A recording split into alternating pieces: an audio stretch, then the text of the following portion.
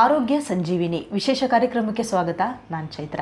ಒತ್ತಡದ ಜೀವನ, ಬದಲಾಗುತ್ತಿರುವ ಜೀವನ ಶೈಲಿ, ಜನರಿಗೆ ನೂರಾರು ಆರೋಗ್ಯದ ಸಮಸ್ಯೆ. ನೆಮ್ಮದಿಯಿಂದ ಜೀವನವನ್ನು ನಡೆಸಬೇಕು ಅಂದರೆ ಆರೋಗ್ಯ ಕೂಡ ಅಷ್ಟೇ ಇಂಪಾರ್ಟೆಂಟ್ ಆಗುತ್ತೆ. ವೀಕ್ಷಕರೇ, ಇವತ್ತು ನಮ್ಮ ಹೃದಯದ ಆರೋಗ್ಯ ಬಹಳ ಮುಖ್ಯ. ಅತ್ಯಮೂಲ್ಯವಾದಂತಹ ನಮ್ಮ ದೇಹದ ಅಂಗ ಅಂದರೆ ಅದು ಹೃದಯ. ಕಷ್ಟಪಟ್ಟು ವಿಶ್ರಾಂತಿ ಇಲ್ಲದೆ ಕೆಲಸ ಮಾಡುವಂತಹ ಹೃದಯಕ್ಕೆ ಇವತ್ತು ಸಾಕಷ್ಟು ಸಮಸ್ಯೆಗಳು ಎದುರಾಗ್ತಾ ಇದೆ.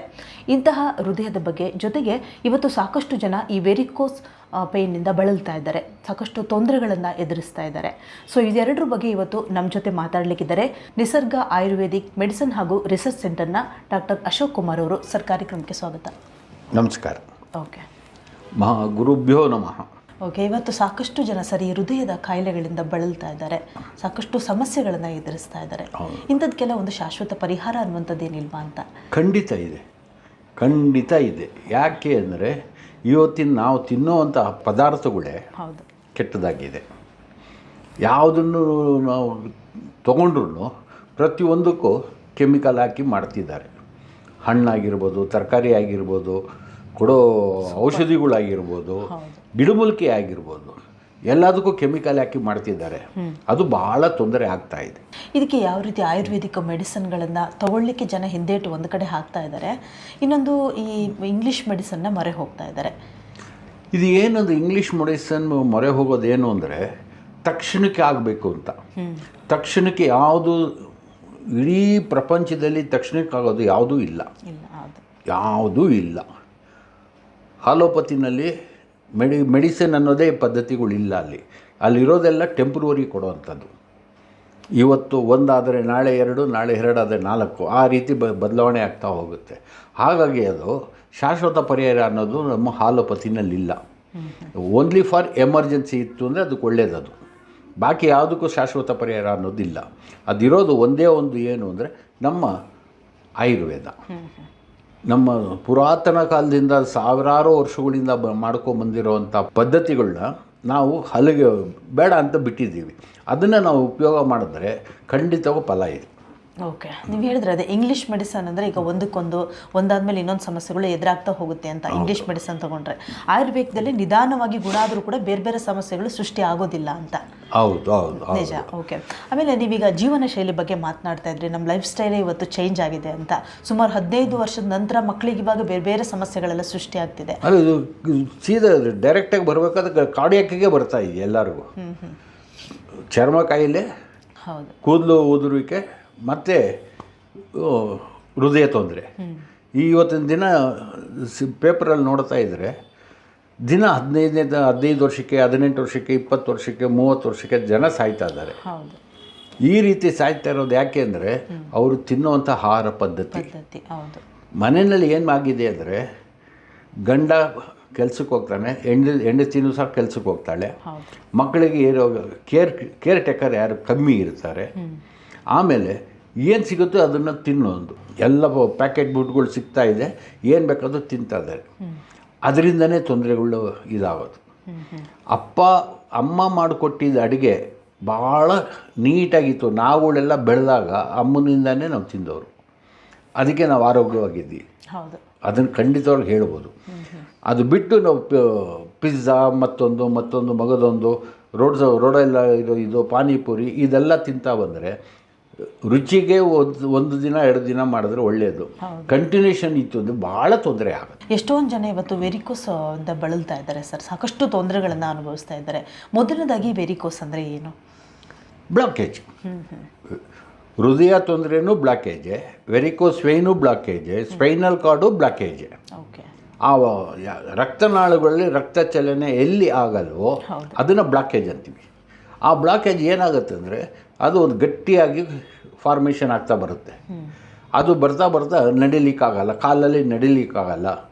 ಕಾಲು ಜುಮ್ ಅಂತ ಇರ್ತದೆ, ಪಾದ ಉರಿತಾ ಇರ್ತದೆ, ನಿದ್ದೆ ಸರಿಯಾಗಿ ಬರೋದಿಲ್ಲ. ಈ ರೀತಿ ಎಲ್ಲ ತೊಂದರೆ ಇರ್ತದೆ. ಅದೆಲ್ಲ ಯಾವಾಗ ಅಂದರೆ ಈ 10 ವರ್ಷ 20 ವರ್ಷ ಕೆಲಸ ಮಾಡಿದವ್ರಿಗೆ ಅದೆಲ್ಲ ತೊಂದರೆಗಳು ಸ್ಟಾರ್ಟ್ ಆಗುತ್ತೆ. ಅದು ಯಾರ್ಯಾರು ಏನನ್ನು 20 ವರ್ಷದ ಮೇಲೆ ಎಜುಕೇಷನ್ ಆಗಿ ಕೆಲಸಕ್ಕೆ ಬರಬೇಕು ಅಂದರೆ ಅಲ್ಲಿಂದ 10 ವರ್ಷ ತೊಂದರೆಗಳು ಸ್ಟಾರ್ಟ್ ಆಗುತ್ತೆ. ಯಾವ ರೀತಿ ಸ್ಟಾರ್ಟ್ ಆಗುತ್ತೆ?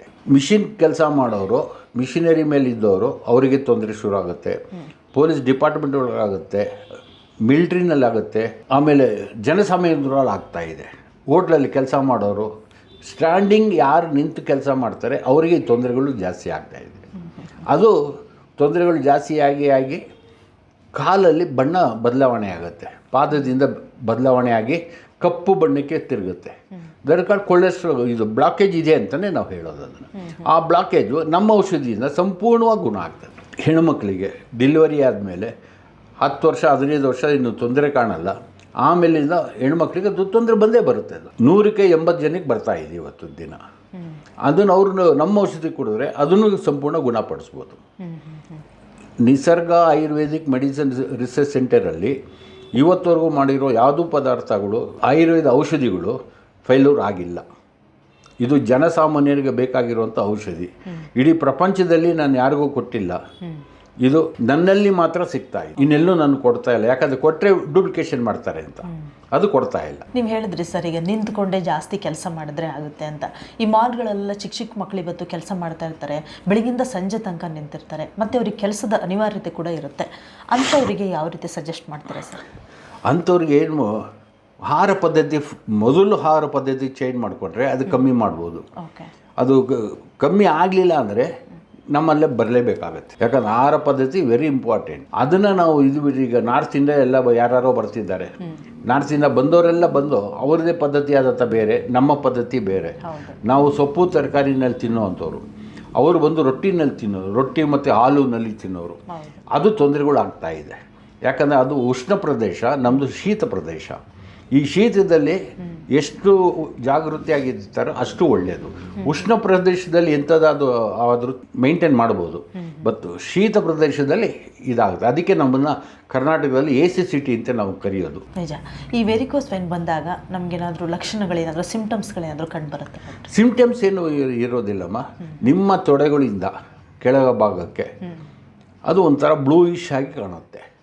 ಅದು ನಿಧಾನವಾಗಿ ಬೆಳೆದು ನೋವು ಶುರುವಾಗುತ್ತೆ. ಎಲ್ಲೆಲ್ಲೋ ಅಲ್ಲಲ್ಲೇ ಅದನ್ನು ಗಂಟೆ ಆದಂಗೆ ಆಗುತ್ತೆ. That is called varicose vane. ಅದನ್ನು ಶಸ್ತ್ರಚಿಕಿತ್ಸೆ ಮಾಡಿದ್ರೆ ನರನ ತೆಗೆದಾಕ್ತಾ ಇದ್ದಾರೆ, ಇಲ್ಲ ಲೇಸರ್ ಟ್ರೀಟ್ಮೆಂಟ್ ಕೊಟ್ಟು ಅದನ್ನು ತೆಗಿತಾ ಇದ್ದಾರೆ. ಸೊ ಇವತ್ತು ಒಂದು ನರ ತೆಗೆದ್ರೆ ಇನ್ನೊಂದು 6 ತಿಂಗಳಿಗೆ ಮತ್ತೊಂದು ನರ ತೆಗಿಬೇಕಾಗತ್ತೆ, ಇನ್ನೊಂದು ನರ ತೆಗಿತಾ ಹೋಗಬೇಕಾಗತ್ತೆ. ಆದರೆ ನಮ್ಮ ಔಷಧಿ ಹಂಗಲ್ಲ. ತಲೆಯಿಂದ ಕಾಲವರೆಗೂ ಎಲ್ಲವೂ ಸಂಪೂರ್ಣವಾಗಿ ಡಿಸಾಲ್ವ್ ಆಗುವಂಥ ಔಷಧಿ ಇದೊಂದೇ ಪ್ರಪಂಚದಲ್ಲಿ. ಅದನ್ನೇ ನಾವು ನಂಬರ್ 1 ಅಂತ ಹೇಳ್ತಾರೆ. ಈ ವೆರಿಕೋಸ್ ವೆನ್ ಬಂದಾಗ ಎಷ್ಟೋ ಜನ ಟ್ರೀಟ್ಮೆಂಟ್ನ ಮೊರೆ ಹೋಗ್ತಾರೆ. ಅಂದರೆ ಟ್ರೀಟ್ಮೆಂಟ್ ತೊಗೊಂಡ ನಂತರ ಸ್ವಲ್ಪ ಕಡಿಮೆ ಆಗುತ್ತೆ, ಆಮೇಲೆ ಮತ್ತೆ ಎಗೇನ್ ಅವರಿಗೆ ಸ್ಟಾರ್ಟ್ ಆಗುತ್ತೆ. ಅದು ಯಾಕೆ ಡಾಕ್ಟರ್? ಅದು ಯಾಕೆ ಅಂದರೆ ಅವ್ರು ಕೊಡೋದೇ ಪೇಯ್ನ್ ಕಿಲ್ಲರು. ಯಾವಾಗ ಪೇಯ್ನ್ ಕಿಲ್ಲರ್ ಕೊಡ್ತಾರೆ ಅದು ನಿಮಗೆ ತಕ್ಷಣ ನೆಮ್ಮದಿ ಗೊತ್ತಾಗುತ್ತೆ. 1 ವಾರ 15 ದಿನ ಆದಮೇಲೆ ಮತ್ತೆ ಬೆಳೀತಾ ಬರುತ್ತೆ. ನಮ್ದು ಹಾಗಲ್ಲ. ಕುಡಿತಾ ಒಂದು ದಿನ ನಮ್ಮ ಔಷಧಿ ಕಂಟಿನ್ಯೂಷನ್ ಮಾಡಿದ್ರೆ ಪ್ರತಿದಿನ ಅವ್ರದ್ದು ವಾಸಿ ಆಗ್ತಾ ಇರ್ತದೆ ವಿನಃ ಜಾಸ್ತಿ ಆಗಲ್ಲ. ಓಕೆ, ಈ ಆಯುರ್ವೇದಿಕ್ ಮೆಡಿಸನ್ನ ಎಷ್ಟೋ ಜನ ತೆಗೆದುಕೊಳ್ಳಲ್ಲ. ನೀವು ಅವ್ರಿಗೆ ಯಾವ ರೀತಿ ಸಜೆಸ್ಟ್ ಮಾಡಿ? ಅಲ್ಲ, ಆಯುರ್ವೇದದಲ್ಲಿ ಬದುಕಿರೋದು ನಾವೆಲ್ಲ ಬದುಕಿರೋದು ಆಯುರ್ವೇದ. ಯಾಕಂದರೆ ಲೇಟಾಗಿ ಪ್ರೋಸೆಸ್ ಇರುತ್ತೆ ಅಂತ ಹೇಳ್ತಾರೆ. ಲೇಟು ನಿಮ್ಮ ಒಂದು ಔಷಧಿ ಯಾವ ರೀತಿ ಪ್ರಭಾವ ಬೀರುತ್ತೆ ಅಂತ ಅವರಿಗೆ? ಅಲ್ಲ, ಲೇಟು ಜಾಸ್ತಿ ಕಮ್ಮಿ ಅಂತ ಏನಲ್ಲ. ಇಲ್ಲಿ ಏನಾಗಿದೆ ಅಂದರೆ ಆಯುರ್ವೇದ ಸರಿ ಇಲ್ಲ ಅನ್ನೋದೊಂದು ತಲೆಗೆ ತುಂಬಿಟ್ಟಿದ್ದಾರೆ ಈ ಥರ ಡಾಕ್ಟ್ರುಗಳು. ಆಯುರ್ವೇದನೇ ಶಾಶ್ವತವಾಗಿ ಪರಿಹಾರ ಆಗೋದು. ಈ ಆಯುರ್ವೇದದಲ್ಲಿ ಮಾತ್ರ ಇದು ಗುಣಮುಖ. ಇವನ್ ಇನ್ಕ್ಲೂಡಿಂಗ್ ಕ್ಯಾನ್ಸರು ನಮ್ಮ ಆಯುರ್ವೇದದಲ್ಲಿ ವಾಸಿ ಮಾಡ್ತಾ ಇದ್ದೀವಿ. ಬೇರೆ ಯಾವುದೋ ಟ್ರೀಟ್ಮೆಂಟ್ ಇಲ್ದೇ ವಾಸಿ ಮಾಡ್ತಾ ಇದ್ದೀವಿ. ಇದಕ್ಕೇನಾದರೂ ಸರ್ಜರಿ ಏನಾದರೂ ಮಾಡಬೇಕಾಗುತ್ತೆ? ನಮ್ಮಲ್ಲಿ ಯಾವುದು ಸರ್ಜರಿ ಅನ್ನೋ ಪದಾರ್ಥನೇ ಇಲ್ಲ ಇಲ್ಲಿ. ಏನೇ ಆದರೂ ಬರೀ ಕಷಾಯಗಳಿಂದನೇ ನಾವು ವಾಸಿ ಮಾಡ್ಬೋದು.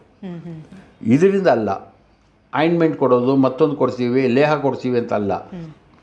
ಕಷಾಯದಿಂದನೇ ಸಂಪೂರ್ಣ ಗುಣಪಡಿಸ್ಬೋದು. ಯಾವುದೇ ರೀತಿ ತೊಂದರೆ ಇದ್ದರೂ ಮಾಡ್ಬೋದು.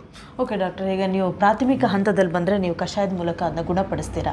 ಕೊನೆ ಹಂತದಲ್ಲಿ ಲಾಸ್ಟ್ ಮೂಮೆಂಟಲ್ಲಿ ಜಾಸ್ತಿ ಆಯಿತು, ಆ ಟೈಮಲ್ಲಿ ನೀವು ಯಾವ ರೀತಿ? ಜಾಸ್ತಿ ಕಮ್ಮಿ ಆಗೋದೇ ಇಲ್ಲ ಇಲ್ಲಿ. ಓಕೆ, ನಮ್ಮ ಔಷಧಿ ಸೇವನೆ ಮಾಡಿದ್ರೆ ಯಾವುದೇ ಆಯುರ್ವೇದ ಔಷಧಿ ಇರ್ಬೋದು, ಒಂದು ದಿನ 2 ದಿನಕ್ಕೆ ಏನೂ ಗೊತ್ತಾಗಲ್ಲ. 15 ದಿನ 1 ತಿಂಗಳಲ್ಲಿ you can see the changes.